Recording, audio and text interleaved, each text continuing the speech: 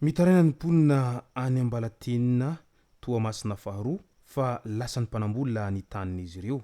Ka ny pitsopitsony mahakasika an'izay ny fakafakaina amintsika atao anatin'ity video ity ka manasa antsika rehetra anaraka an'ity video ity hatramin'ny farany. Aza dino ny milaiky ny video antsika ary tsarova hatrany ny miabone amin'ny chaîne antsika mba ahafahanareo manaraka tsy tapaka ny video izay lefa eto isan'andro. Tsy ampendrena moa isika fa avy hatrany tonga de vavany ndao ary.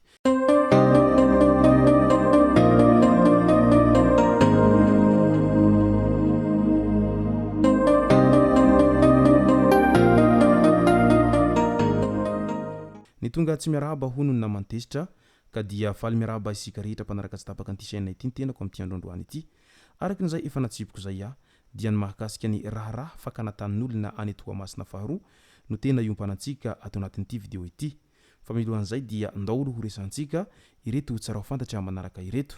Any Fianarantsoa tompotrano fisotroana sy fanaovana karaoke iray no nampidirina amponja. Mbola misy ireo trano fisotroana sy fanaovana karaoke minia mandika ny fepotona hikatonana. Mangina fotsiny ny tabataba amin'ny alina, ny roso amin'ny fampiarana ny sazy, ny fitsarana taorian'ny fanentanana nataon'ny OMC.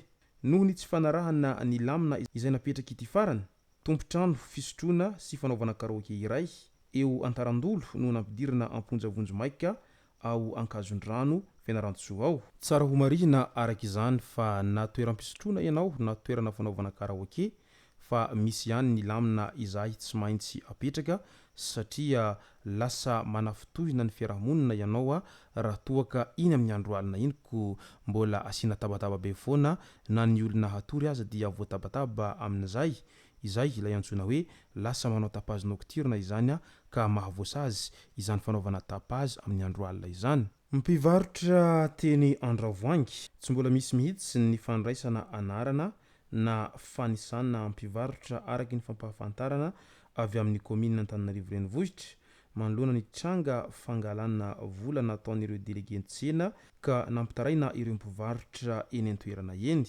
Marina moa fa mitaraina amin'izay fakana vola isan-karazany izay ny mpivarotra eny Andravoangy eny efa ho ray volana moa izy ireo no nitaraina tao anatin'izany rehetra izany. Ka dia miandry an'izay fandraisana andraikitra ho ataon'ny komina Antananarivo renivohitra izay izy ireo amin'izao fotoana izao. Fiantraikany ilay haba 720 isanjato alain'ny Etazonia amin'ireo entana malagasy ho avy ny fandroahana piasa eo anivon'ny orinasa Afakabo ao Madagasikara ao.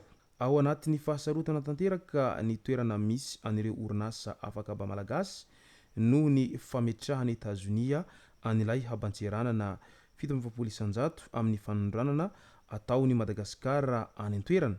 Raha ny nambaran'ny ramatoa Beatrice Tchanchi, filohany GRFP na ny Groupement des Entreprises France et Partenaires ho avy arak'izany ny fandroahana piasa sy ny chômage technique raha ny vinavinainy ity farany ary efa azo antoka ihany koa fa tsy ho afaka mandray piasa itsony ireo orinasa ireo vokatr'izany raha ny fanazavany hatrany. Tany Mahajanga indray raim-pianakaviana iray izay vinavinaina 30 taona nampihatra ny filany ratsiny tamin'ny zazavavy 7 taona nanomboka ny taona 2024.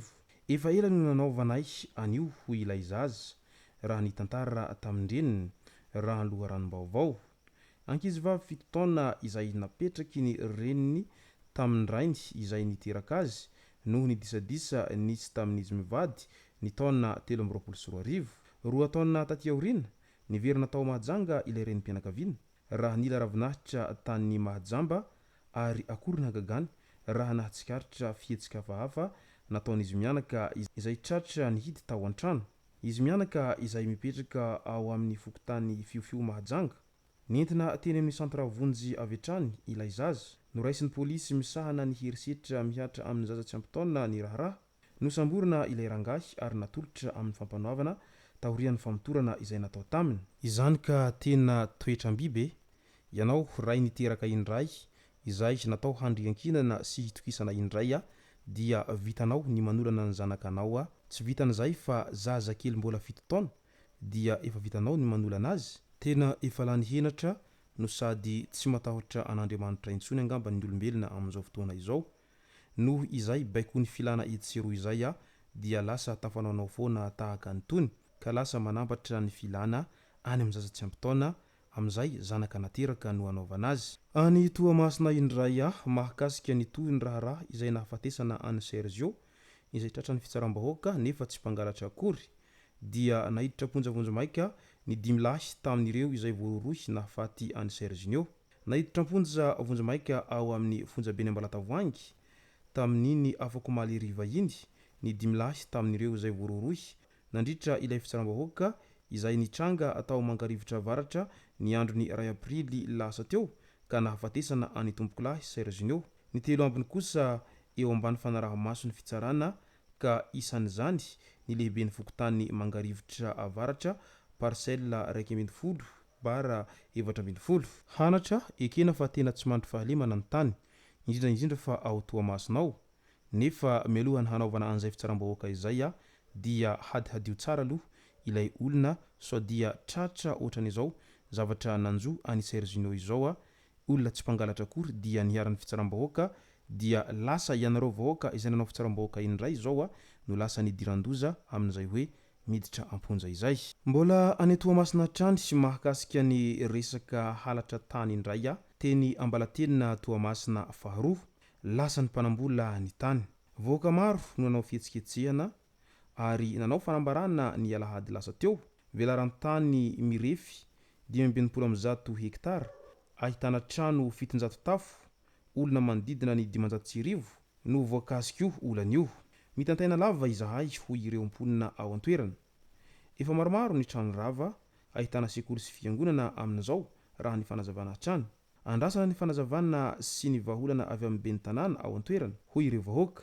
Ireto farany izay efa niantso ny fitondram-panjakana mba handray ny andraiky ny manoloana an'izao tsindry mahazo azy ireo izao satria mahatsiaro ho tena voatsindry izy ireo noho izay tanin'izy ireo izay efa nipetraran'izy ireo tao anatin'ny taona maro zay no lasa ny mpanambola ao anatin'ny indray mpimaso ka lasa tompony maniry ny aty niaraka izany ireto vahoaka marobe izay efa nipetraka tamin'io tany io tao an-taonany maro izay. Ka ny fanontaniana mipetraka raha manoloana an'izay resaka olantany etsiroa izay dia iza marina ilay mpivarotra an'ireo tanin'olona ireo. Moa ve izany dia azo amidy tahaka an'izany avokoa ny tanin'olona rehetra eny ary afaka tsy ampilaza amin'ny tompony mihitsiny ny mahakasika an'izay famarotana ny tanin'olona izay sa inona no tena ao ambadika an'izao resaka olantany etsiroa lava izao. Izay no masaka azona roso tao anaty vidéo ity tompoko lasy tompoko vavy soratsika rehetra nanaraka an'ity vidéo ity hatramin'ny farany. Aza dino ny milaiky ny vidéo antsika ary tsarovatra hatrany ny miabone amin'ny chaîne antsika mba ahafahanareo manaraka tsy tapaka ny vidéo zay lefa neto isan'andro. Tompoko lasy tompoko vavy mankasitraka dia mirary soa.